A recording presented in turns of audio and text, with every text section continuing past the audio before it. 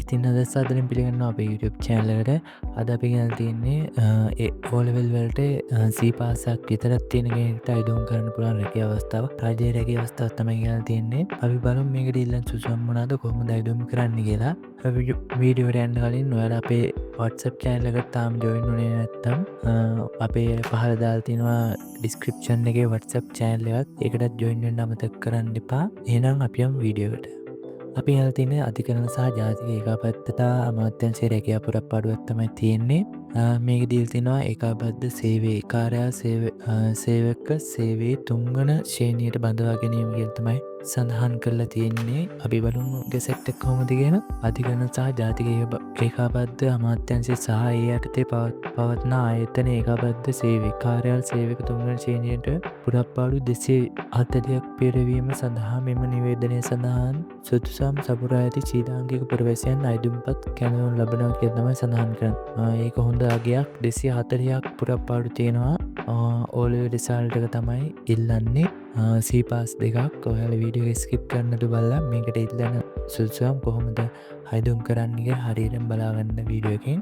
ඒවඩ්ඩිල් තින සිදම් සපුරා ඇති අයිදුම් කරුවන් පහතින් දක්වා ඇති ආකෘතිය අනුව සකස් කරන ලද අයිදුම් පද අදාළ සාතිකපත් වල පිටපත් සමඟ බහායවම් ලබන කවරේ වම්පස ඉහළ කෙළවරේ කාර්යාල සේවක සේවේ තුන්වෙන් ශේණි සඳහා සම්මුඛ පරීක්ෂණය සහභාගිවීමේ අයිදුම් පත යනුවෙන් සඳහන් කරන්න ඕනිකය සඳහන් කළ තියෙනවා. මේ ක්ලෝසින් ඩේට්තින් 2:23 ඒ ගැන්න 2:23 කලින් වාල මේක තැපැරෙන් යවන්න ඕනි. වාලා මේ වීඩියෝක දැක්කවමම මේක ඇප්ලයි කරන්නවල් මේ සුතුම් තියෙනවා.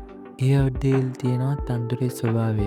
ඒ වගේට බලාගන්න පුළුවන්. ඒවම කියන්නේ මම අයුතුම් කරන විදිහයි වැදක් කරන ටික විතරක් කියන්න ඔයාලට මම පහළ දාලා තියෙනවා ටෙලිග්‍රෑම් channel එකේ link එක. ඒකෙන් ඇවිල්ලා ඔයාලට මේක download කරගන්න පුළුවන්.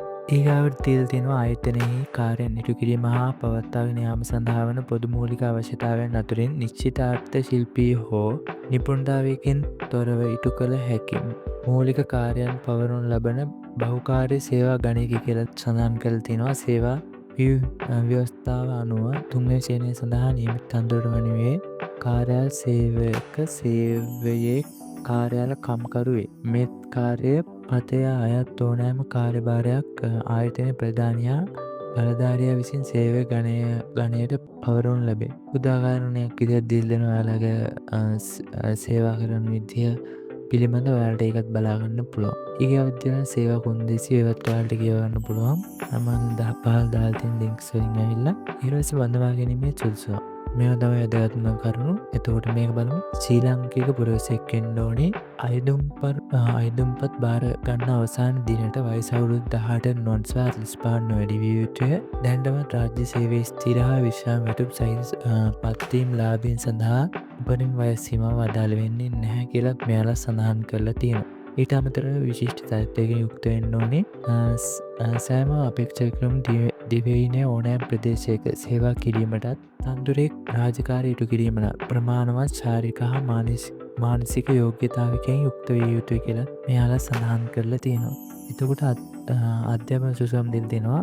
අධ්‍යයන පොදු සහතික පට්ට සාමාන්‍ය පෙළ විභාගයේදී දෙවරකට නොවැඩි වාර ගණනකදී යටත් පිරිසෙන් සම්මාන 2ක් ඇතුළුව විෂයන් 6කින් සමත් වෙලා තියෙනවා නම් ඔයාලට අයදුම් කරන්න පුළුවන්. ඒ කියන්නේ C2 ඉල්ලන්නේ අනිත් ඒවාට ඒ සහයත් තමයි ඉල්ලන්නේ. මේ ක්වොලිෆිකේෂන් එක තියෙනවා ඔයාලට අයදුම් කරන්න පුළුවන්. ඊට අමතරව තියෙනවා රාජ්‍ය සේවා කොමිෂන් සභාවේ කාර්ය පටිපාටි රීතියෙහි වී පරිච්ඡේදය අනුව රජයේ සේවයට පත් කරනු ලැබිය නුසුදුසු තැනැත්තෙකු නොවේ වෙන්නත් ඕනි කියලා සඳහන් කරලා තියෙනවා. තන්තුර අදාළ සීලම් සුවම් අයදුම්පත් තැනවන දිනයට හෝ ඊට පෙර සම්පූර්ණ කර තියෙන්නොත් ඕනි කියලා මෙයාලා සඳහන් කරලා තියෙනවා. බඳවා ගැනීමේ ක්‍රමවේදය දීලා තියෙනවා මෙතනින්. සම්මුඛ පරීක්ෂණ මණ්ඩලයක් මගින් පවත්වන අවිභාගත සම්මුඛ පරීක්ෂණයේදී අයදුම් කරුවන් ලබා ගන්නා ලකුණුවල කුසලතාවය අනුපිළිවෙලින් තරයේම අනුගමනය කරමින් සුදුසම් සපුරා ඇති අයදුම් කරුවන් කාර්යාල සේවයේ තුන්වෙනි ශ්‍රේණිය කාර්යාල කම්කරු තන්දුරට පත් කරනු ලැබේ කියලා තමයි සඳහන් කරලා තින්නේ. අයදුම් කරුවන් සම්මුඛ පරීක්ෂණයට පෙනී සිටීමට අපේක්ෂිත භාෂා මාධ්‍ය පැහැදිලිව අයදුම් පතෙහි සඳහන් කළ යුතු අතර ව්‍යුහගත සම්මුඛ පරීක්ෂණයේ එම් මාධ්‍යයෙන් පැවැත්වෙන කියලා තමයි මෙයාලා සඳහන් කරන්නේ. ඔයාලා අයිදුම්පතේ පුරවනකොට ඔයාලා සම්මුඛ පරීක්ෂණයට මොන භාෂාවෙන්ද මුහුණ දෙන්න ඕනි කියලා හරියටම සඳහන් කරන්න. අපි ඒක මේ වීඩියෝ එකෙන් බලමු හරියටම. එතකොට මෙතන විෂය නිර්දේශයක් දීලා තියෙනවා. ඒවත් ඔයාලට බලා ගන්න පුළුවන්. වෘත්තීය සුදුසුකම් තියෙනවා නම් ලකුණු 5ක් තියෙනවා. සංනිවේදන හැකියාවට ලකුණු 10ක් දෙනවා. අධ්‍යාපන සුදුසුකම් වලට ලකුණු 10ක් හම්බ වෙනවා. එතකොට උසස් පෙළ සමත් වේලා තියෙනවා නම් ඔයාලට අමතරව ලකුණු 5ක් හිමි වෙනවා. එතකොට පෞෂායට ලකුණු 5ක් හිමි වෙනවා. ඔයාලට මේ ක්වොලිෆිකේෂන් තියෙනවා නම් ඔයාලට පුළුවන් අයදුම් කරන්න. එහෙම නැත්නම් මේ අවම සුදුසුකම් ටික තමයි O level අර රිසල්ට් එක තියෙනවා නම් ඒත් අයදුම් කරන්න පුළුවන්. A level වලට ලකුණු 5ක් වගේ තමයි හම්බෙන්නේ. වෘත්තීය සුදුසුකම් වලටත් ලකුණු 5ක් හම්බ වෙනවා. එතකොට ලකුණු 10ක් තමයි ඔයාලට නැති වෙන්නේ. O level තියෙනවා නම් ඔයාලට අනිත් ඒවා ටික කරගන්න පුළුවන් වෙයි. ඒකේ තමයි මේන්ලි ළඟ අපි බලමු වැටුප් පරිමාණය දීලා තියෙනවා. වැටුප් කේතය මෙතනින් දීලා තියෙනවා. වැටුප් පරිමාණය බේසික් සැලරි එක තියෙනවා 40000ක් හම්බ වෙනවා. එතකොට අමතර දීමනා එකතු වෙලා 61880ක වැටුපකට යන්න පුළුවන් කියලා මෙයාලා මෙතනින් සඳහන් කරලා තියෙනවා. එතකොට ඔයාලා ආයුධම්පත් සමග ඔයාලා එවන්න ඕනි ඩොකියුමන්ට් ටිකක් තියෙනවා. ඒවා තමයි උප්පන්න සහතිකයේ පිටපතක් ඊට පස්සේ ජාතික හැඳුනුම්පත එහෙම නැත්නම් වළංගු විදේශ ගමන් බලපත්‍රයක් එවන්න පුළුවන්. එතකොට ඊට අමතරව අධ්‍යයන සහතික පත්‍රවල පිටපත් එවන්න ඕනේ. ග්‍රාම නිලධාරි සහතිකයත් එවන්න ඕනි කියලා මෙයාලා සඳහන් කරලා තියෙනවා. ඒවා තමයි මේ ලිල්ලන්නේ.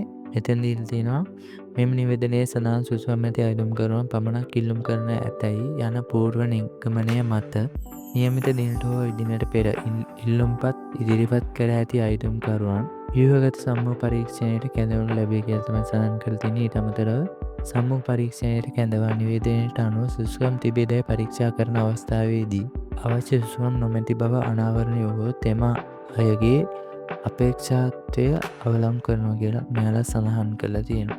ඒවා තමයි මෙතනින් මේල් දීලා තියෙන්නේ. ඊගාවට තියෙනවා ඇප්ලිකේෂන් එක පුරවන විදිය. මෙතනින් සිංහල භාෂා මාධ්‍ය වල හරියට මෙතන දෙන්න ඕනේ. මම කිව්ව විදිහටම මෙතන මාධ්‍ය දෙන්න ඔයාලා ඒකෙන් තමයි පුරවන්න ඕනේ මේක මේන්ලි. එතකොට ඇඩ්‍රස් එක ප්‍රතිඵල පළමුවර ප්‍රතිඵල මෙතනින් දාන්න ඕනේ. දෙවෙනි වර ප්‍රතිඵල මෙතනින් දාන්න ඕනේ. එතකොට උසස් පෙළ විභාග ප්‍රතිඵල තියෙනවා නම් ඒවත් මෙතනින් දාන්න පුළුවන්. ඒව තමයි මම ඉල්ලන්නේ. මේක තමයි ඔයාලා මෙතනින් පහළ දීලා තියෙනවා. ඔයාලා උසාවියේ වර්ධකරුවෙක් වෙලා තියෙනවද කියලා ඒක ඔව් නම් ඔව් නැත්නම් නෑ කියලා මෙතනින් ටික් එක දාන්න ඕනි. ඊට පස්සේ දිනය අවසන දාලා ඔයාලට මේක පෝස්ට් කරන්න තමයි තියෙන්නේ. මොකක් හරි ඩවුට් එකක් තියෙනවා පාර්ලිමේන්තුවට දාන්න. එහෙනම් අපි තව වීඩියෝ එකකින් හමු.